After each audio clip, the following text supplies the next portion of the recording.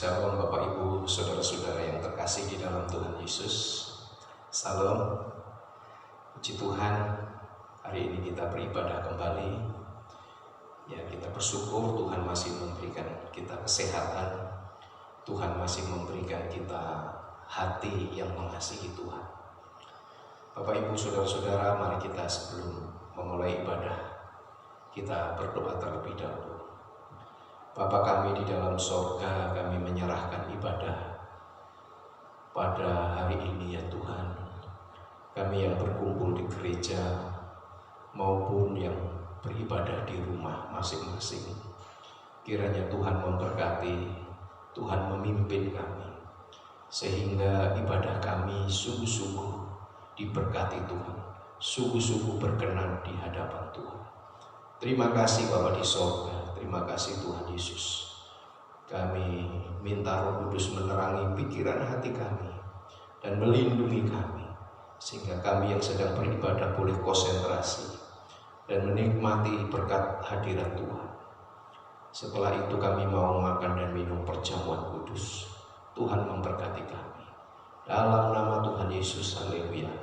Amin. Bapak Ibu, Saudara-saudara yang terkasih, kita masih menghadapi ujian, pencobaan, di mana lebih dari 2 bulan ini pemerintah mengumumkan adanya pandemi COVID-19, sehingga kita harus ikut bersama-sama mematuhi himbauan pemerintah, social distancing, tetap di rumah saja, tetap menjaga kesehatan, menjaga jarak. Dan kita sebagai anak Tuhan, kita mau tidak mau, kita juga terdampak. Dan kita melakukan ibadah yang seperti ini. Tetapi kita harus tetap beribadah. Setiap hari usahakan saudara beribadah kepada Tuhan, berkumpul dengan anak, istri, suami bersama-sama memuji Tuhan, berdoa kepada Tuhan. Saudara, kita tidak tahu sampai kapan ujian ini, pencobaan ini akan kita alami. Ada yang berkata sampai bulan Juni, ada yang berkata mungkin sampai bulan Desember. Saudara-saudara, pada hari ini saya mau menyampaikan firman tentang pengujian dan pencobaan. Saudara-saudara, selama kita ada di bumi ini, kita memang menghadapi pengujian, kita menghadapi pencobaan. Saudara-saudara, oleh sebab itu Alkitab mengatakan, berbahagialah orang yang bertahan dalam pencobaan, sebab apabila ia sudah tahan uji, ia akan menerima mahkota kehidupan yang dijanjikan Allah kepada barang siapa mengasihi Dia. Yakobus 1 ayat 12. Berbahagialah orang yang bertahan dalam pencobaan, sebab apabila ia sudah tahan uji, ia akan menerima mahkota kehidupan yang dijanjikan Allah kepada barang siapa yang mengasihi Dia. Saudara-saudara, kitab Yakobus ditulis oleh saudara Yesus secara jasmani. Yakobus adalah anak Yusuf dan Maria, orang tua Tuhan Yesus secara jasmani. Yakobus mengenal ketabahan, kesalehan Yesus sejak kecil, hingga sampai Yesus mati di kayu salib. Yakobus menulis surat ini juga kepada orang-orang yang sedang berada di perantauan karena penganiayaan, karena kesulitan ekonomi. Mereka sedang mengalami kesusahan, mereka sedang mengalami pencobaan. Dan Yakobus katakan, berbahagialah orang yang bertahan dalam pencobaan. Saudara-saudara, karena selama kita hidup di dunia ini, kita mau tidak mau, kita menghadapi masalah, kita menghadapi sakit penyakit, kita menghadapi pencobaan. Hidup kita seperti di tengah laut. Hidup di dunia ini sama seperti kita berada di kapal yang sedang berlayar di tengah laut.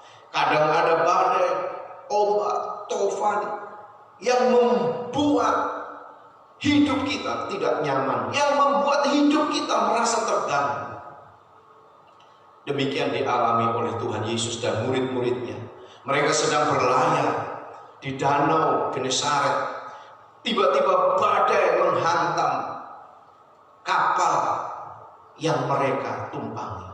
Saudara-saudara, badai itu sangat mengerikan, badai itu sangat ganas, sehingga murid-muridnya berkata, Tuhan, kita binasa. Tetapi Yesus, dia berdiri dan berkata kepada badai itu, diam, tenanglah. Dan Alkitab mengatakan tiba-tiba badai itu diam dan tenang. Saudara-saudara, kehadiran Tuhan Yesus dalam hidup kita menjadi penentu pada saat saudara dan saya menghadapi badai masalah kehidupan ini. Kita tidak tahu kapan badai datang. Kita tidak tahu seberat apa badai itu akan menghantam. Tetapi yang kita tahu, pada waktu kita dekat Allah saja, kita merasakan.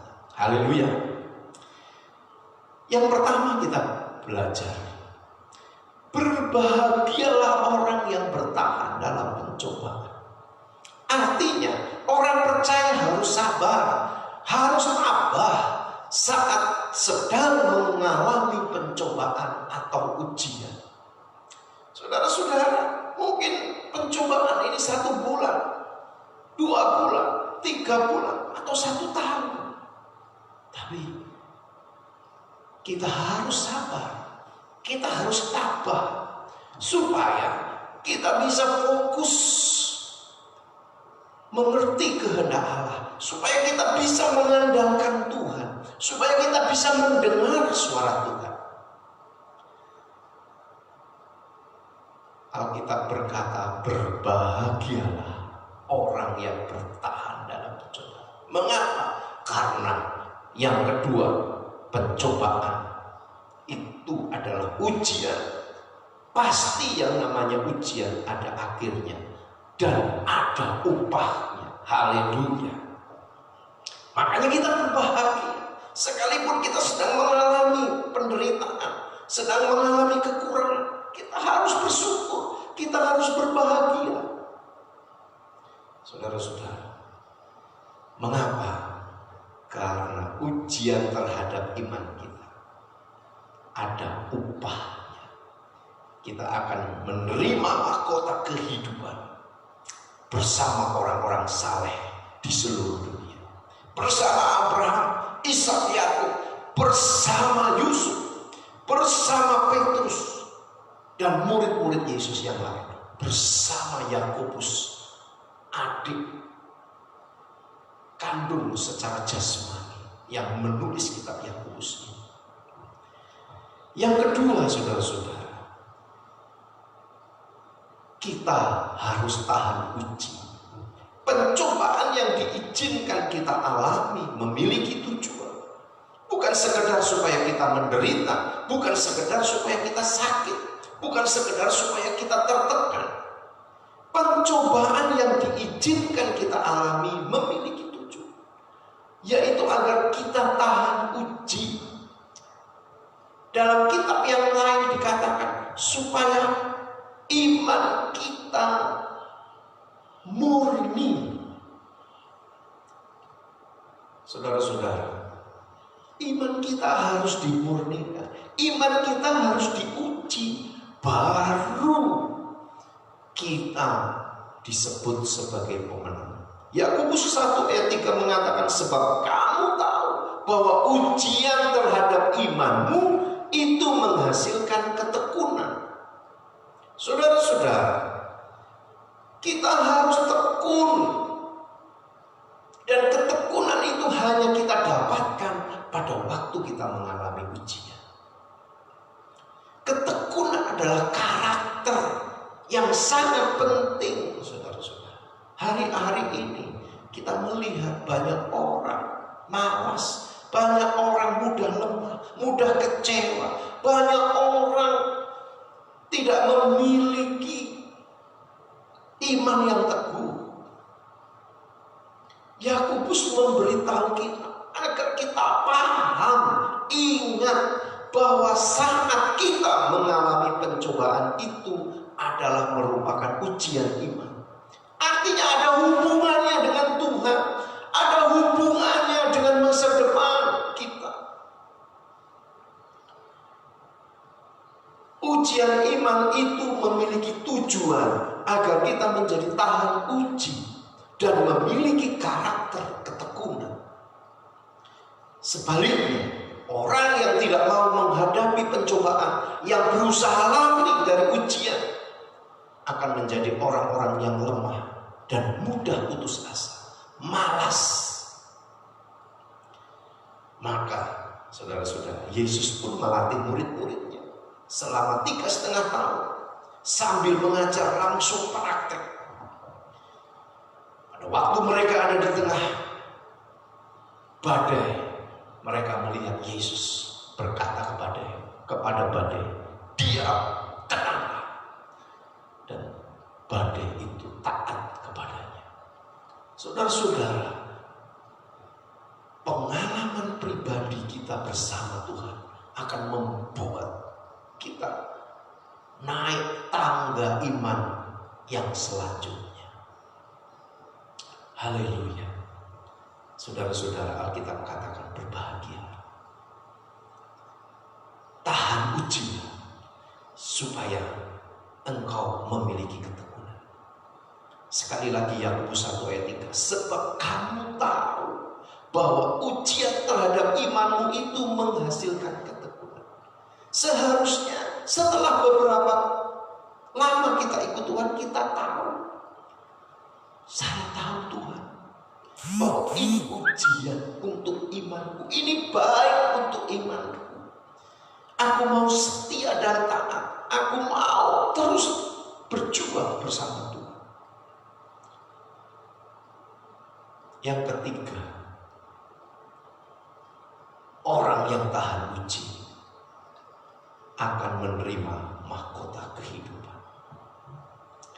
Kitab 2 Timotius pasal 2 ayat 6 mengatakan, seorang petani yang bekerja keras haruslah yang pertama menikmati hasil usahanya. Seorang petani yang bekerja keras haruslah yang pertama menikmati hasil usaha. Itulah sebabnya kita harus bertahan saat merasa lelah menghadapi pencobaan. Karena ada mahkota yang akan diberikan kepada orang-orang yang taat dan setia. Paulus katakan seperti petani harus sabar menunggu waktu panen. Saudara-saudara, ingat, kita ada waktu panen. Kita akan menuai setiap jerih payah kita. Selama tetap bersama Yesus, kita tidak usah takut. Kita harus tetap percaya, tetap mengasihi Tuhan. Artinya kita jangan lupa ibadah. Dalam menghadapi pandemi COVID-19 ini, ujian yang paling berat adalah kita tidak bisa beribadah bersama-sama. Padahal ibadah itu sangat prinsip dan penting. Saudara-saudara, ibadah itu sangat prinsip dan penting. 1 Timotius 4 ayat 8 mengatakan, latihan badani terbatas gunanya, tetapi ibadah itu berguna dalam segala hal, karena mengandung janji baik untuk hidup ini maupun untuk hidup yang akan datang. Saudara-saudara, mengapa ibadah itu penting? Karena ibadah itu menentukan masa depanmu, menentukan masa depanku. Orang yang tidak setia ibadah sudah kelihatan masa depannya. Orang yang meremehkan ibadah sudah ketahuan masa depannya. Anak yang dari kecil setia dan taat beribadah, sudah pasti masa depannya.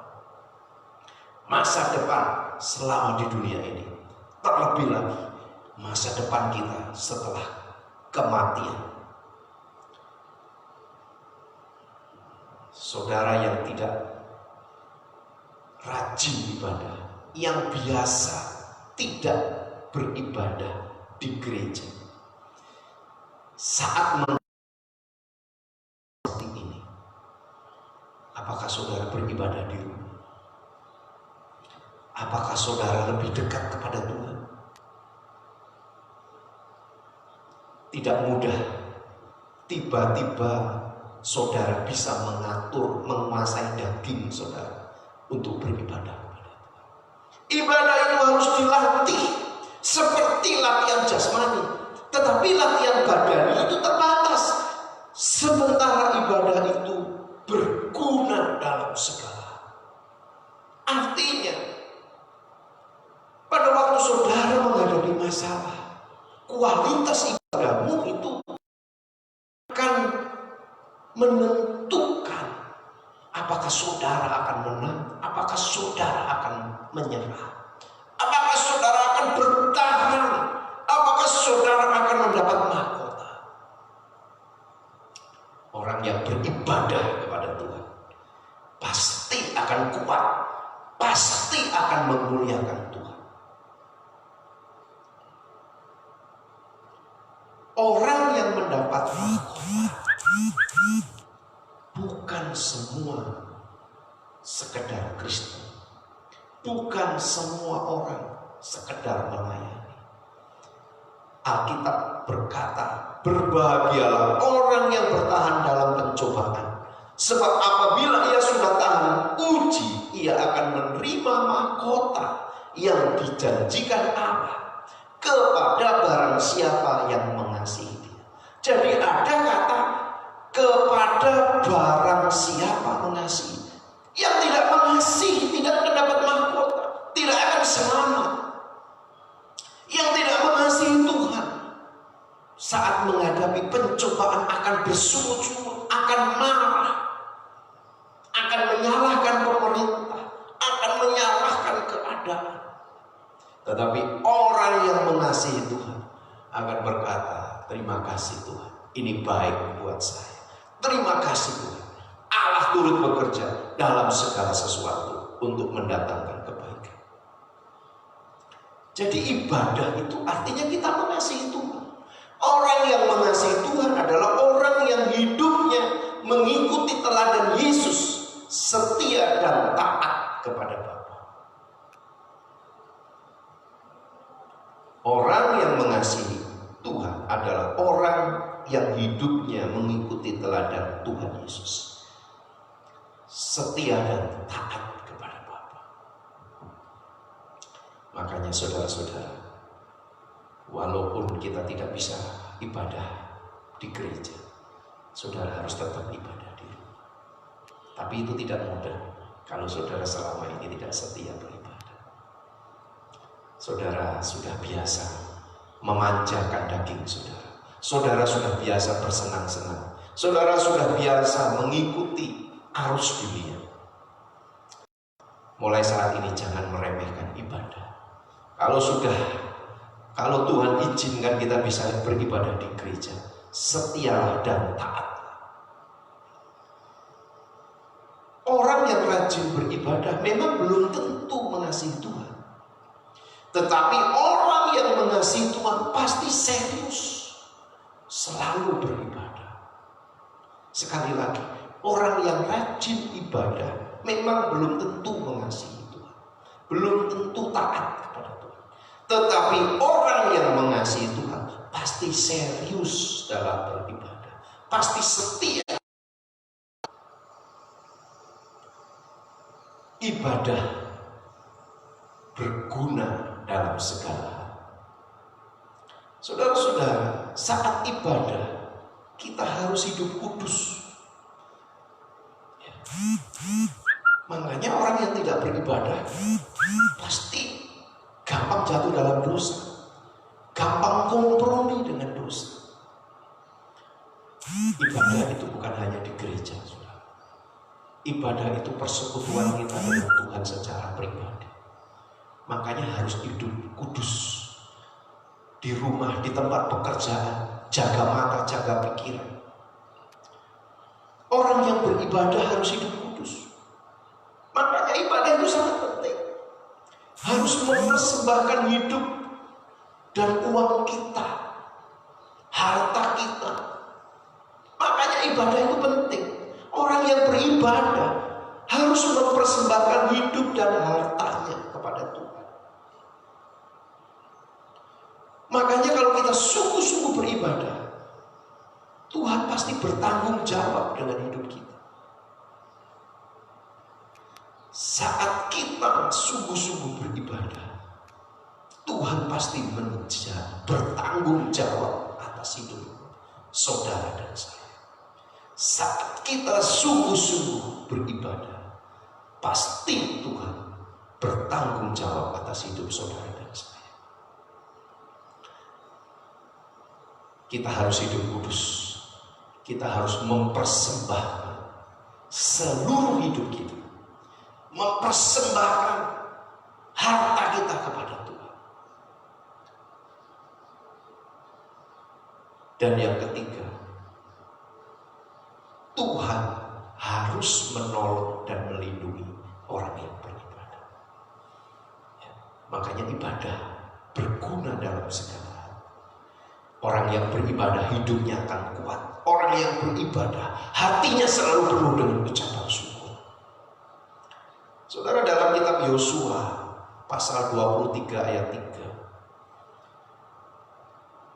Dan kamu ini telah melihat segala yang dilakukan Tuhan Allah kepada semua bangsa di sini demi kamu, sebab Tuhan Allahmu dialah yang berperang bagi kamu. Ayat 8 dan 9. Tetapi kamu harus berpaut pada Tuhan Allahmu seperti yang kamu lakukan sampai sekarang. Bukankah Tuhan telah menghalau bangsa-bangsa yang besar dan kuat dari depanmu?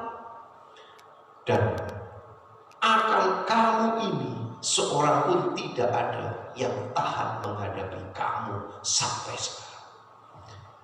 Tuhan membawa Yosua dan bangsa Israel mengalami kemenangan. Tidak ada musuh yang bisa bertahan melawan mereka. Makanya Yosua katakan, harus tetap beribadah. Ayat 14, maka sekarang sebentar lagi aku akan menempuh jalan segala yang panjang. Yosua sudah tua. Yosua tidak lama lagi akan mati. Sebab itu insaflah dengan segenap hatimu dan segenap jiwamu, bahwa satu pun dari segala yang baik yang telah dijanjikan kepadamu oleh Tuhan Allahmu tidak ada yang tidak dipenuhi. Semuanya telah digenapi bagimu. Tidak ada satupun yang tidak dipenuhi. Ayat 15. Tetapi seperti telah datang atas kamu segala yang baik yang telah dijanjikan kepadamu oleh Tuhan Allahmu, demikianlah Tuhan akan mendatangkan atas kamu segala yang tidak baik, sampai Ia telah memunahkan kamu dari tanah yang baik ini yang diberikan kepadamu oleh Tuhan Allah. Apabila kamu melangkahi perjanjian yang telah diperintahkan kepadamu oleh Tuhan Allahmu dan pergi beribadah kepada Allah lain dan sujud menyembah kepada mereka, maka murka Tuhan akan bangkit pada kamu sehingga kamu segera binasa dari negeri yang baik ini. Kepada kamu, Yosua memperingatkan, kalau kamu tidak setia, maka Tuhan akan murka. Saudara-saudara, ayat 14. Oleh sebab itu takutlah akan Tuhan dan beribadahlah kepadanya dengan ikhlas, dengan setia. Jauhkanlah Allah yang kepadanya nenek moyangmu telah beribadah, Allah yang orang Amori yang negerinya kamu diami sekarang. Tetapi aku dan seisi rumahku, kami akan beribadah kepada Allah, kepada Tuhan, kepada Yehova. Saudara-saudara, rahasia kemenangan Yosua adalah ibadah dengan setia kepada Tuhan. Karena ibadah membuat kita harus hidup kudus, harus hidup suci. Ibadah membuat kita mempersembahkan hidup kita, harta kita kepada Tuhan. Ibadah membuat Tuhan harus menolong dan melindungi orang yang setia beribadah. Tuhan Yesus memberkati. Mari kita berdoa. Tuhan, terima kasih. Kami mau belajar setia dan taat. Sekalipun kami tidak bisa berkumpul bersama-sama di gereja, kami mau selalu beribadah di rumah. Kami mau hidup kudus. Kami mau mempersembahkan seluruh hidup kami, harta kami, untuk menyenangkan Tuhan, untuk membantu orang-orang yang sedang kesulitan. Tuhan, terima kasih. Kami percaya Tuhan pasti akan melindungi, menolong kami, dan menyelamatkan kami. Terima kasih Bapa di surga. Saat ini kami mau makan perjamuan kudus dan minum perjamuan kudus. Kiranya Tuhan menolong kami. Di dalam nama Tuhan Yesus. Haleluya. Amin. Tuhan Yesus memberkati. Mari kita siapkan hati kita untuk mengambil perjamuan Tuhan.